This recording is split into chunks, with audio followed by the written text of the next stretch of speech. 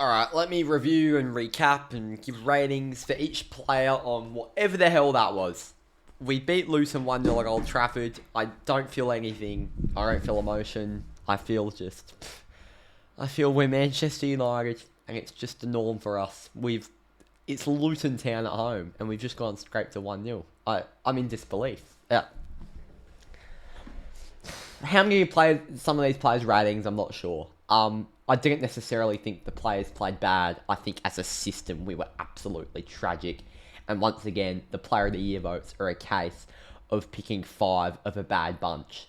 And they get lucky and get some votes. Let's take a trip. First of all, Andre Onana, straight 6 for me. Easy as that. Kept a clean sheet, made one world-class save on the header from Carlton Morris. But apart from that, distribution was terrible. Well, once again, just sending long balls that David De Gea that could send, that Kaminsky was sending for Luton. It was just bog standard distribution that he was just launching long and produced absolutely nothing playing out from the back. Diogo Dalot, 6, clean sheet. Thought he was actually one of the only players putting balls into the box and actually trying to create. Even if the crosses weren't amazing, he was attempting to create something for United. So I rated Dalot in that sense. Lindelof's probably got to be a 7 because he got the goal. I think after Lindelof had a really, really good performance at centre back today. Some really courageous tackles, good on the ball, scored the goal. First United goal in 3 years, by the way, for Lindelof, which means it's probably the first of a live reaction we've done to a Lindelof goal on this channel. Anyway, besides the point, I think people forget how good Lindelof is as a centre back.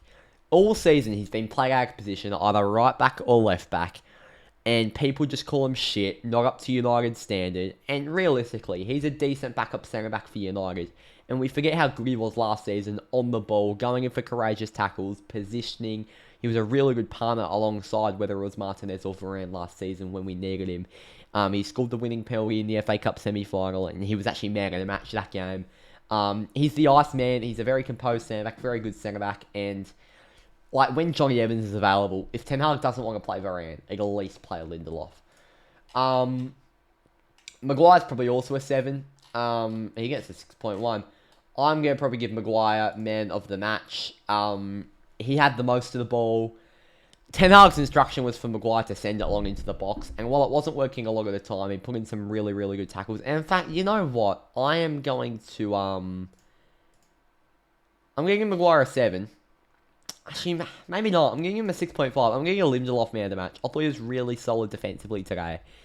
And I feel like Maguire was... He was very good and he was on the ball a lot. But just those long balls really bring it down for me because they weren't creating anything. And he got caught out of position once, which scared me a little bit. But 6.5. Gets himself a clean sheet. Lindelof's actually going to be my man of the match.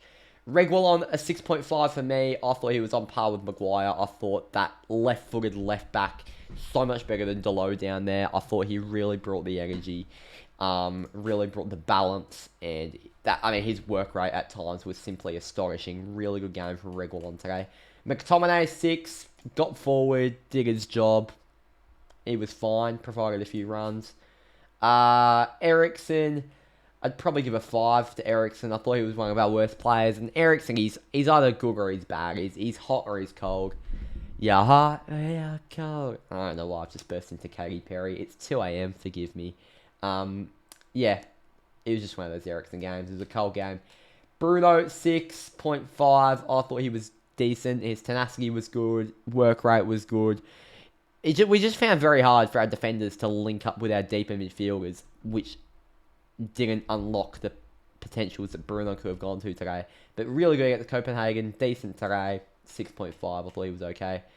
Alejandro Garnacho, probably a 6. I thought he was a bright spark, but really should have scored that chance in the first half. And just needs to be more confident by shooting first time. Marcus Rashford, 4. Terrible. He looked really good on the right wing against Copenhagen, but for some reason just looked terrible today. Being way too greedy, even when he got switched onto the left wing. That being said, I'd still start him against Everton. Actually, would I? Anthony looked really good off the bench today. There's a dilemma. Now it's for Rasmus Højlund. Probably a 5. He's got a hamstring injury. I'm fuming. Rasmus has a hamstring injury. This isn't good. let me tell you, this is not good. Um, what does this mean? Does this mean Martial start? I mean, how many games is Martial going to play? Is Rasmus going to be able to recover over the international break? There's a lot of interesting dilemmas that come from this Rasmus Højlund injury. Does it open up opportunity? What does it open up? What does it mean for Manchester United? Because he is that man that is so vital in the link-up play. He's that man that is so vital in creating space for our wingers. What does this mean? Who knows? But I'm scared. I will say that. I'm very, very scared about what no Rasmus Højlund means.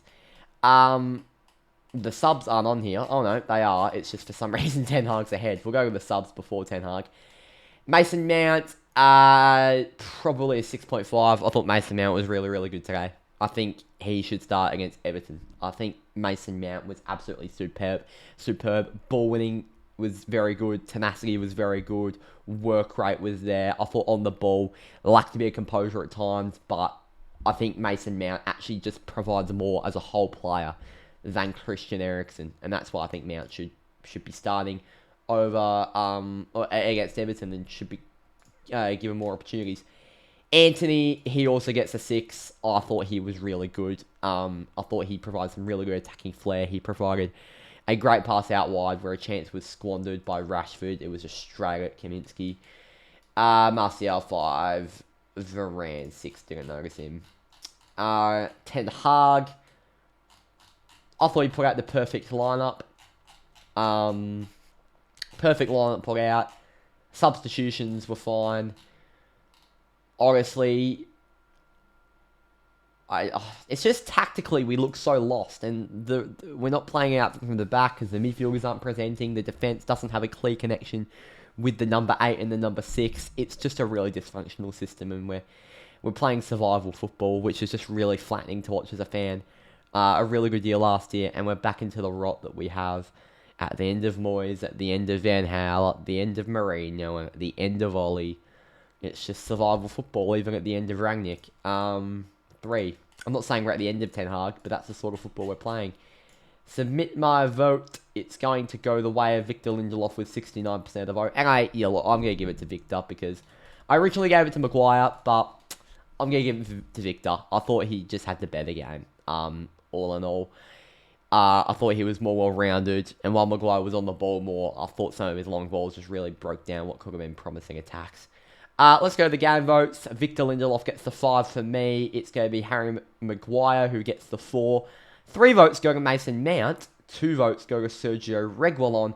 And I'm going to give 1 to Bruno. It could have gone to a guy like Garnacho or Anthony, but I'm going to give it to Bruno. I thought over the full 90 minutes, his work rate was really good. Leaderboard really does not change, apart from Bruno gets 1 more vote added.